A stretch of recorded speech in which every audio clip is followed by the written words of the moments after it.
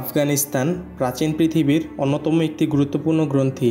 অসংখ্য রাজা ও রাজবংশের জন্ম ও বিকাশ ঘটেছে এখানে। অজস্র রাজ্য ও সাম্রাজ্যের অংশও ছিল তা। বহু সাম্রাজ্যের পতনও ঘটেছে এই ভূখণ্ডেই।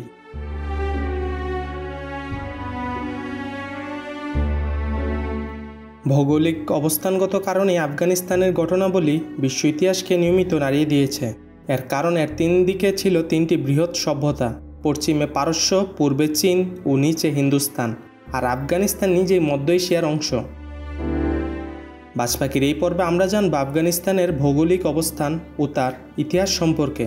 বাজপাখির চ্যানেলে আপনি নতুন হলে আমাদের চ্যানেলটিকে সাবস্ক্রাইব করে বেল আইকনটিতে ক্লিক করুন এবং পুরো ভিডিও জুড়ে আমাদের পাশে থাকুন।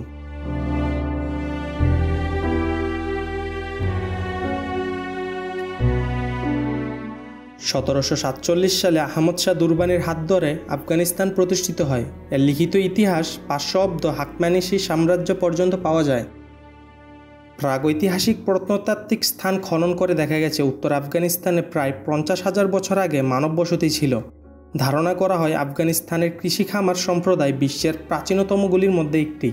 2000 খ্রিস্টপূর্বাব্দের পর মধ্য এশিয়া থেকে এই এলাকায় লোক আসতে শুরু করে। এদের অধিকাংশই ছিল আর্য, যারা ইরান ও ভারতেও বসতি স্থাপন করেছিল। তখন এই এলাকার নাম ছিল আরিয়ানা। খ্রিস্টপূর্ব 6ষ্ঠ শতকের মাঝামাঝি সময়ে পারস্য সাম্রাজ্য আরিয়ানা দখল করে। 330 খ্রিস্টপূর্বাব্দে আলেকজান্ডার পারস্যের সম্রাটকে পরাজিত করে আরিয়ানার পূর্ব সীমান্ত ও তারও পূর্বে চলে যেতে সক্ষম হন। 323 খ্রিস্টপূর্বাব্দে আলেকজান্ডারের মৃত্যুর পর অনেকগুলি রাজ্য তার এশীয় সাম্রাজ্যের দখল নেওয়ার চেষ্টা করে। এদের মধ্যে ছিল সেলুসিড সাম্রাজ্য, বাক্ট্রিয়া সাম্রাজ্য ও ভারতীয় মৌর্য সাম্রাজ্য।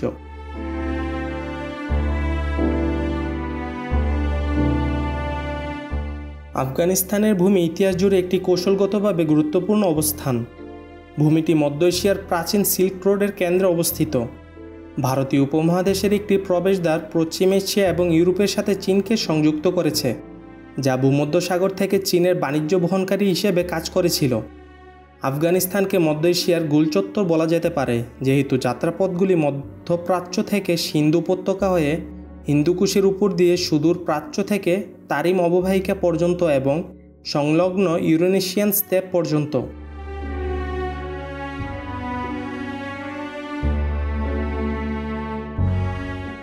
আফগানিস্তানের ইসলামিক বিজয় আফগানিস্তানের সংস্কৃতিকে প্রভাবিত করেছিল। তারিহিদ, সাফারিদ, গর্জনভিদ, সামানিদ এবং ঘুরিদের মতো মুসলিম রাজবংশগুলি আফগানিস্তান থেকে উঠে আসে এবং মধ্য এশিয়ায়, বিশেষ করে গ্রেট খুরাসানে তাদের আধিপত্য প্রতিষ্ঠা করে এবং ভারতীয় উপমহাদেশের উত্তর ইসলামীকরণের পথ প্রশস্ত করে, যেটিকে এখন পাকিস্তান বলা হয়।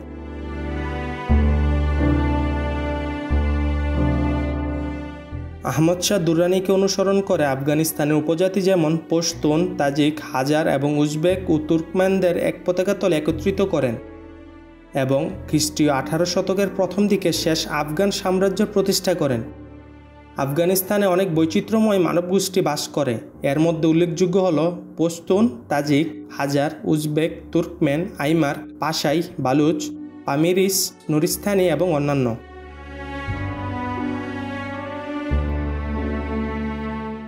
আফগানিস্তানের ইসলামী বিজয় 642 খ্রিস্টাব্দে রাশিদুন আরবরা সাসানিড এবং বাইজেন্টাইনদের কাছ থেকে পশ্চিম এশিয়ার বেশিরভাগ অংশ জয় করেছিল এবং পশ্চিমের শহর হেরাত থেকে তারা নতুন শহরে প্রবেশের সাথে সাথে ইসলাম ধর্মের প্রবর্তন করেছিল। সেই সময় আফগানিস্তান এলাকার উপর নির্ভর করে বিভিন্ন স্বাধীন শাসক ছিল। ইমাম আবু হানিফা তার পিতাসহ পূর্বপুরুষরা কাবুল অঞ্চলের ছিলেন।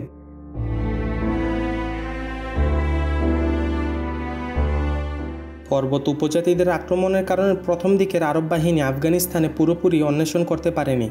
কাবুল এবং গন্দার হিন্দু রাজশাহী রাজ্যের অংশ হিসাবে দেশের পূর্ব অঞ্চলের বেশিরভাগ অংশ স্বাধীন ছিল, যেটি গর্জনভিদের দ্বারা অনুসরণ করা মুসলিম সাফরিদ রাজবংশের বাহিনী তাদের জয় না করা পর্যন্ত এইভাবে টিকে ছিল।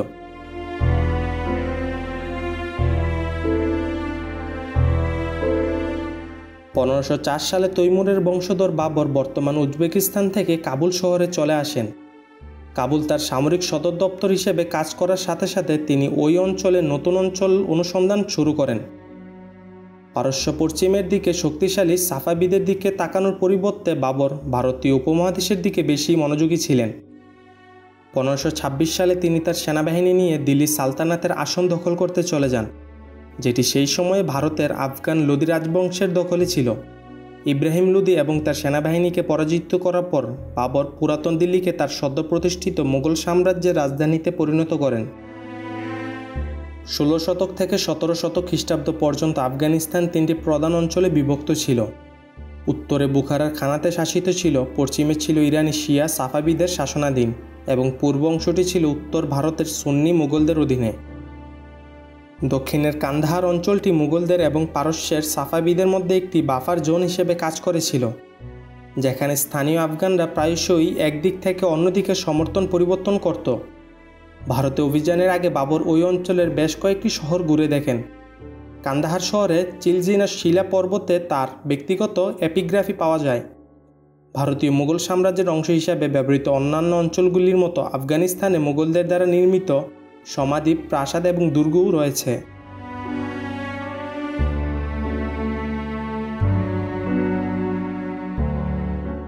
বর্তমান আফগানিস্তান ইসলামী আমিরাত দক্ষিণ এশিয়ার একটি রাষ্ট্র। রাষ্ট্রটি ইরান, পাকিস্তান, চীন, তাজিকিস্তান, উজবেকিস্তান ও তুর্কমেনিস্তানের মধ্যস্থলে একটি ভূবেষ্টিত মালভূমির উপর অবস্থিত। আফগানিস্তানকে অনেক সময় দক্ষিণ এশিয়া এবং মধ্যপ্রাচ্যের অংশ হিসেবেও গণ্য করা হয়। আফগানিস্তানের পূর্ব ও দক্ষিণে পাকিস্তান, পশ্চিমে ইরান, উত্তরে তুর্কমেনিস্তান, উজবেকিস্তান ও তাজিকিস্তান, উত্তর পূর্বে চীন। আফগানিস্তান একটি রুক্ষ এলাকা। দেশটির অধিকাংশ এলাকা পর্বত ও মরুভূমি আবৃত। পর্বত উপত্যকাগুলি আর উত্তরের সমভূমিতেই কেবল গাছপালা দেখা মেলে। এখানকার গ্রীষ্মকালীন আবহাওয়া গরম ও শুষ্ক এবং শীতকালে এখানে প্রচণ্ড শীত পড়ে। কাবুল দেশটির বৃহত্তম শহর ও রাজধানী।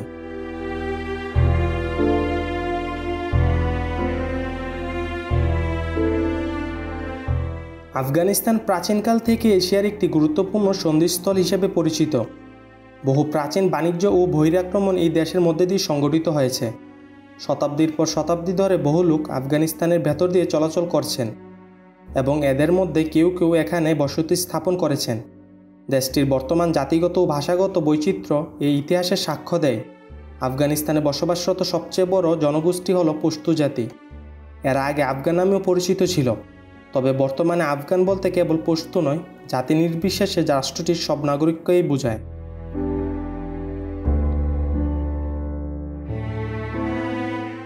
ভিডিওটি ভালো লাগে থাকলে বাজ পাখির অন্য ভিডিওগুলি দেখতে পারেন। বাজ পাখি চ্যানেলে আপনি নতুন হলে চাইবে আমাদের চ্যানেলটিকে সাবস্ক্রাইব করে বেল আইকনটিতে ক্লিক করুন।